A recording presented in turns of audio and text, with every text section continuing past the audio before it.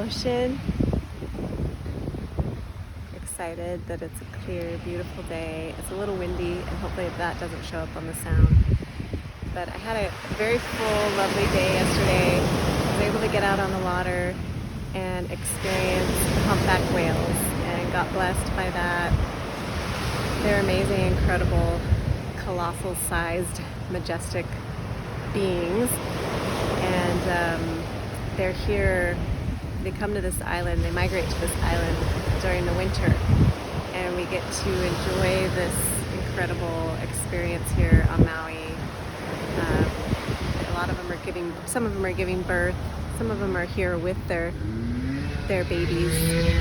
I'm also next to a road.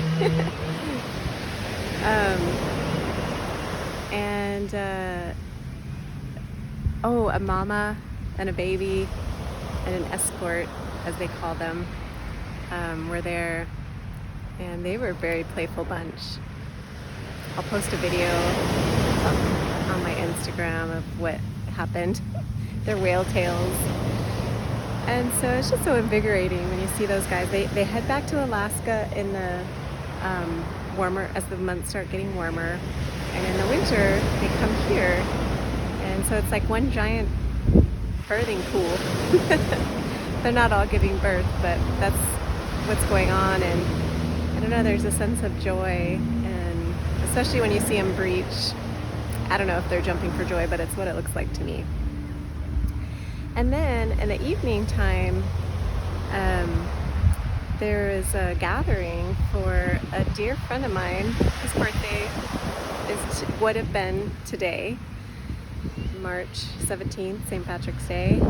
And we were there celebrating him, honoring him. He died July of last year, just before the Maui fires happened. And I was very honored because his mom reached out to me and invited me to join. I didn't know how big the dinner would be, but they had a tradition of something they called D29, dress to the nines, D29 for short. And Maui's pretty casual, so my friend Tim McCullum, he was big into getting people snazzy, getting dressed up, so we all got snazzy. I put on my sparkly salsa shoes and a skirt and a blouse. Other people we had a kilt, a faux fur coat. It was really fun. Best part of it though, as someone who is honoring grief this life and increasing mortality salience, best part was when Tim's mom got us all sharing our stories of how Tim still touches our life. And so we went one by one around the table, 14 of us. Everyone took a turn talking about Tim. Tears. Some of us had tears. Even his 7-year-old son. Even 7-year-old Logan spoke up and said he felt glad that he had 6 years with his dad. And you couldn't quite hear him. It was a noisy restaurant. And so his grandma, Tim's mom, reiterated what he said to us. And that's when my tears came. Just her translating for her grandson about her son dying. It was pretty powerful. And she got to speak last. She invited us all to speak in the first place, and then she spoke again last. And she said, why don't we do this again? You know, once a year, maybe more often, but at least for his birthday. And I just think that's a perfect, beautiful example of a really simple yet effective, powerful, purposeful tending to our grief, because she got loved up by hearing how much everyone else was loved up by her son when she had him. He died at age 58, to give some context, and he died of pancreatic cancer. Very healthy man. Strong. He was my Pilates instructor and became a close, dear friend. So, perfect example. I mean, everybody got to the point at the end of the night where it was like you didn't want to leave, you know, because of the love that was expressed. And we don't do that enough. And we also don't know how long we'll be here. So I would say most of us in that circle probably showed our appreciation.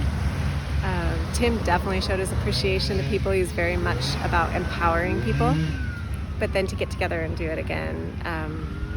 And this is about 8 months since his death, and about 6 months, we got some sirens coming here, and about 6 months since his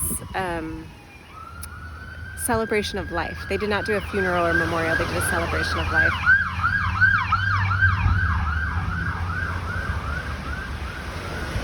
And we've got 2 of them, escort. We got dancing. Tim really loved dancing. We did dance last night, but we definitely danced a lot at his celebration of life. And I knew I recognized one of these gals at dinner, and at the end of it, we finally got to talk to each other and hear how we knew each other. We were trying to figure it out. It's because we were the 2 diehard dancers at his celebration of life. We were like going the whole time. And we're like, why aren't more people dancing? And then eventually everybody did get up in honor of Tim with some coaxing from a good friend of his, which was awesome. The other thing I wanted to note that happened that was powerful was Tim's girlfriend of almost 4 years spoke, and she wanted to talk to me, knowing the work that I do. She got me talking at the end, just one-on-one, and she was sharing how she doesn't want to forget what she learned by caring for him when he was dying. And one of her big pieces of advice, and I'm going to probably interview her, so if anybody's out there watching who is currently caring for someone who's dying, she really wishes she could have had time with him to just be with him. She said she wanted just to stroke his face, just be tender with him. But instead, her big responsibility in the situation was putting out all the caregiving fires. So she was doing the, wiping of him as he went to the bathroom, the emergency situations. There's a lot of work sometimes to do when someone's dying quickly of cancer, and as the body starts shutting down. So she was taking care of all of that in her role, rather than able just to be the one who loved on him. And she says, and I've heard this so often, you don't know how much is going to need to be done, and you don't know when is the end. Like, you don't realize, oh, they're dying this quickly sometimes. Others take a while, but she didn't know that it was coming close to the end, so you don't realize, oh, I should have hired and asked for more help. You're just kind of taking care of what needs to be taken care of. And now that he's gone from her life, or at least gone from our sight, she realizes she would have liked to have had some of those last days and those last moments to be more tender, rather than just taking care of these jobs and tasks that needed to be done, that were all very incredibly important. And that was her way of doing the care, and that was their dance. But that was something she really wanted me to share with people. And I am going to be starting a podcast, and so I'll be interviewing people like her who have some words of wisdom, because they're fresh, just having gone through it. She says she notices she's forgetting things as time goes by, and she wants to pass on some of the things she learned. So really a gift to talk to her, and I will talk to her more. And really a gift to gather with those people. And I just thought his mom was so wise and bold and beautiful to do that and get us all together. And I'll definitely be gathering with them again, so that we can tell more Tim stories, because he was a powerful, humor infused man. He was also a DJ on Mana'o Radio, our local radio station, as Duncan Mac. So, yeah. Awesome day. And it's a good day today, too. And a great day to honor those who you love, who have died. And not dwelling on it, not pressing bruises, but honoring it and acknowledging that you have someone important in your life who is no longer there with you, but who still influences in positive ways your current way of living.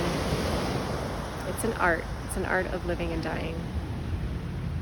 Thanks for listening. Aloha.